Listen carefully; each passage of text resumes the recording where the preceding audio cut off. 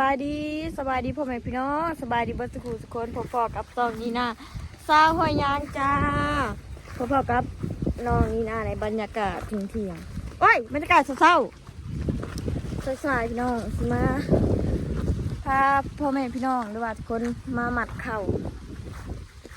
เมื่อนี้เป็นเมื่อวันเสาร์แล้วพี่น้องมันก็ได้ออกนะหลังจากที่คอยหายไปประมาณ7-8 มื้อแล้วแต่ทีแดดหอดแล้วดูเกี่ยวข่าวเขาก็สิมากองข่าวแล้วกันเขาหมัดนะพี่น้องก็มีคนมารับจ้างน้ำก็คือไห่หน้าของเขานะพี่น้องเกี่ยวแล้วซองไห่ใหญ่เนาะนี่ก็คือข้าวหวานเด้อจ้าบะหมี่ข้าวดำบรรยากาศโคตรแดดคนรับจ้างก็ยังบ่ทันมาครบมีทั้งเด็กน้อยมีทั้งผู้ใหญ่นะก็คอยนะพี่น้องบรรยากาศอันนี้ก็ฝั่งอันนี้ก็หน้าเขาโทษแดดเปียงมื้อเช้านี่ค่ะฝนตกมาเกี่ยวเขาฝนเขาตัดเอาบ่ได้เกี่ยวกับบ่อนที่ไร่ไม่อยากที่มากองข่าวแล้วก็หมัดคนหมัดเขาก็ยังบริมาเนาะเขาเมื่อกี้เข่านะเขามาแต่เช้าวันละ150,000วันละ200 ปลายบาทนะพี่น้องเนาะ200 กว่าบาทจ้าตามหาลูกเคยมาคนข่าวซอยประเทาตอนนี้ก็เรามาอีกแล้วคนหนึ่งนะพี่น้องค่ะดิเราก็มาอีก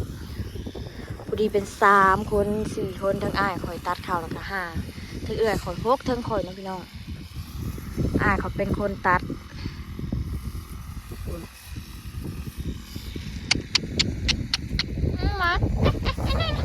มาคอยกับรถไทยหน่อยแห้งมาลีเนี่ยทางรถไทยพี่น้องเบิ่งเด้อเพราะว่ามันบ่มีห่มใหม่มีตะกุกเกือบเป็นลมค้างให้นากระแดดพอมาพูดตัวนะครับพี่น้อง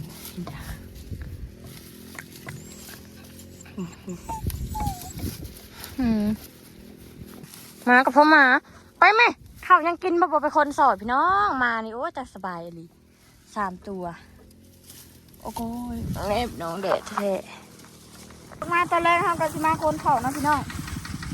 บรรยากาศตั้งแต่ประมาณ3-4 โมงเพราะว่าพี่น้องมาคนเขาเราคนเขาจ้า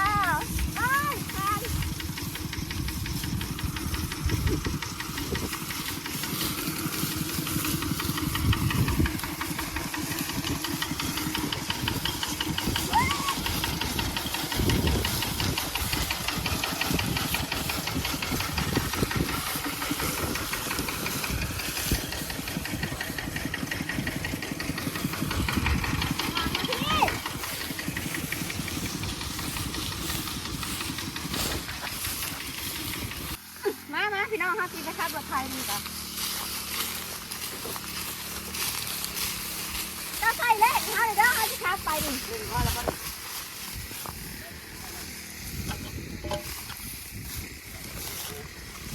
ทำไมแกเข้าไปใส่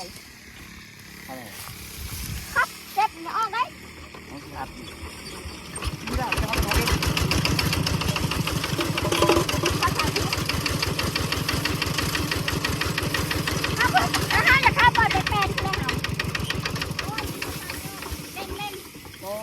ทำงานอะไร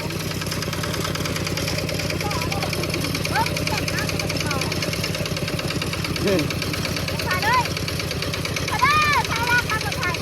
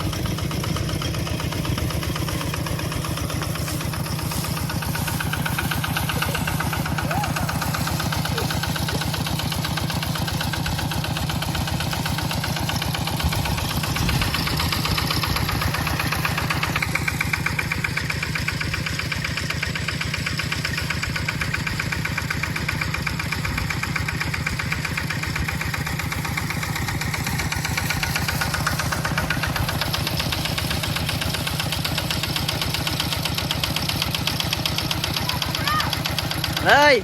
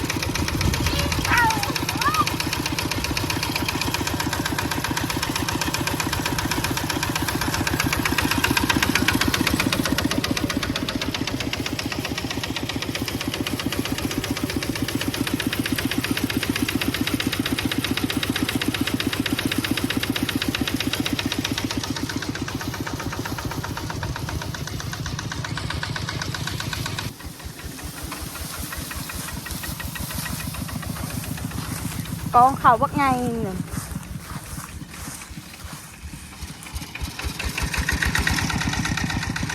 รอบสุดท้ายแล้วเด้อพี่น้องเอ้ยขำมืดปืดตาแล้วพี่เกิ้งจนขึ้นเลยนี่ขอเตรียมตัวสิมื้อเนาะนี่